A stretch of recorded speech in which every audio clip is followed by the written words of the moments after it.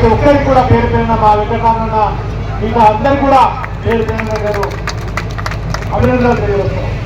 ఎందుకంటే కేవలం రోజులు అనుకున్నారు అనుకొని ఈ కార్యక్రమాన్ని విస్తృతంగా పూర్తి చేసినందుకు నిజంగా ఈ ధర్మపూరు అందరికీ కూడా అందరూ కూడా పేరు పేరున నేను అభినందనలు తెలియజేస్తున్నాం. ఎందుకంటే ఈ గ్రామానికి మన దేశ ప్రధానమంత్రి మన్మోహన్ సింగ్ వచ్చింది. అప్పుడు ఈ ధర్మపూర్ మొత్తం కూడా పత్రికలు చెప్పింది. ఈరోజు మన పండుగ సాయం వచ్చింది. అసలు ఎవరి పండుగ సాయం ఎందుకు మన విగ్రహాలు పెట్టుకొని తలుచుకుంటున్నాం? ఎందుకంటే 160 సంవత్సరాల పైగా 160 సంవత్సరాల కిందట మన పక్కనే ఉన్న నవాబేట మండలం నిర్వహణలో పేదల పక్షాన్ని నిలబడి పేదల కోసం పోరాడి పేదలకు ఎక్కడ అన్యాయం జరిగితే అక్కడ ప్రశ్నించబడ్డాడు. పేదలకు ఎక్కడ ఆకలి అయితే అక్కడ అన్నమైంది.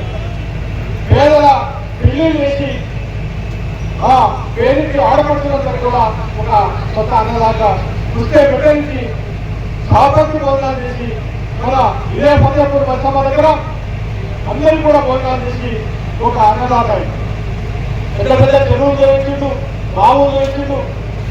అట్లాంటి బావులు చెరువు తోయిస్తున్న మన వనపర్తి మహారాణి శంకరమ్మ కూడా ఈ పండుగ అంటే ఆమె అభినందించి నిజాం నవాబ్ దగ్గరికి ఈ భూస్వాములు దొరలు వీరు దొంగలు ఈ దొంగలు ఆయన పట్టుకొని ఆయన మీద ముద్రేసి ప్రధానం చేస్తున్నారు.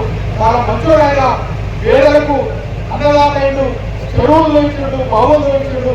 అట్లాంటి ఆయనను మీరు శిక్షిస్తుందని నిజాం నవాబు చెప్తే నిజాం నవాబు ఆర్డర్ ఇచ్చినా కానీ ఇంతకుముందు మన ఎమ్మెల్యే శ్రీరామని చెప్పినట్టుగా ఆర్డర్ ఇచ్చినా కానీ దాన్ని తలకింపు చేసి ఆయన విజయ వీరన్నపేట దగ్గర మూత పెడుతూ ధర్మాపూర్ నుంచి వీరేంద్రపేట దగ్గర ఆయన దారుణంగా హత్య చేసి అట్లాంటి హత్య చేసి అప్పటికి కూడా ఓపీఎల్ సాఫ్ అంటే అప్పుడు ఎస్పీ ఓపీఎల్ సాఫ్ దొరలకు ఈ భూస్వాములకు జమీందారులకు ఎంత భయమంటే ఖర్చుపోయిన పంట రసాయనం వల్ల తల నరికిన వాళ్ళ అప్పుకుంటాడు, మనల్ని పంపేస్తాడు, మనల్ని ఎవరిని కూడా పక్కనేయని చెప్పి భయంతో చాలా పుణ్యాన్ని ఇదే వీరన్నపేటలో పడేస్తే స్థలం తీసుకుపోయి మన గుర్రంలో గుట్టాల చిత్రాలు పడేసి మళ్ళీ అక్కుంటే పంపేస్తాడు.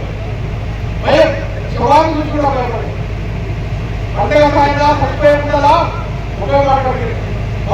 మామీ మామూలే పండుగ సాయం అంటే పండుగ సాయం ఉపయోగం జవాబిస్తుంది. నేను తప్పు చేయలేదు, చాలా తెగి పట్టాపడలేదు, చాలా నిత్యం తప్ప మిమ్మల్ని చాలా నిత్యం మిమ్మల్ని క్షమించమని అడగని చెప్పి ఆ రోజు వాళ్ళ దొరలకు సవాలిస్తుంది. అట్లాంటి వీరుడు మహాయోధుడు ఇంకా ప్రజల పక్షాన్ని నిలబడ్డ ఒక సైనికుడు. అట్లాంటి యోధుల యొక్క వీరుల యొక్క చరిత్ర రాసే అదృష్టం నాకు కలిగినందుకు నేను గర్వపడుతున్నా, సంతోషపడుతున్నా. ఎందుకంటే మనం రకరకాల చాలా కవితలు రాసినాం, పాటలు రాసినాం, అంశాలు రాసినాం. కానీ అంతర్జాతీయ చరిత్రను రాయడం నేను నిజంగా ఒక అదృష్టంగా భావిస్తున్నాను. ఎందుకంటే ప్రజల కోసం నిలబడ్డ ఒక వీరుడు అంటే చరిత్రలో కనుగొనగా ఉంటూ చరిత్ర నిలబడాలి. ఇట్లాంటి విగ్రహాలలో ఖచ్చితంగా అంతర్జాతీయ సజీవంగా ఉంటాడు. ప్రజల పక్షాన పేదల పక్షాన ఖచ్చితంగా ఆయన ఎప్పటికీ కూడా మనకు ధైర్యాన్ని ఇస్తాడు. మనకు ఆలోచన రానప్పుడు అంతర్జాతీయ చూస్తే ఆలోచన ఇస్తాడు. మనకి ధైర్యం కోల్పోయినప్పుడు అంతర్జాతీయ విగ్రహాలు చూస్తే ధైర్యాన్ని వస్తుంది. మనందరం కూడా చల్లారినప్పుడు బీసీలందరం కూడా ఒకసారి పంటసారి దగ్గరకు వస్తే బీసీలందరూ కూడా బహుజనులందరూ కూడా ఏకమయ్యేందుకు పంటసారి ఒక సందేశాన్ని ఇస్తుంది. చల్లా చదివైపోయి 190% మనం ఓట్లు పదవి సీట్లు కేవలం 10% మనకి. ఇప్పటికైనా మనం మండల స్థాయికి అడుగుదాడాలని నడవాలంటే కేవలం విగ్రహానికి కూలంటే సరిపోదు, అందరూ కూడా అడిగే కావాలి.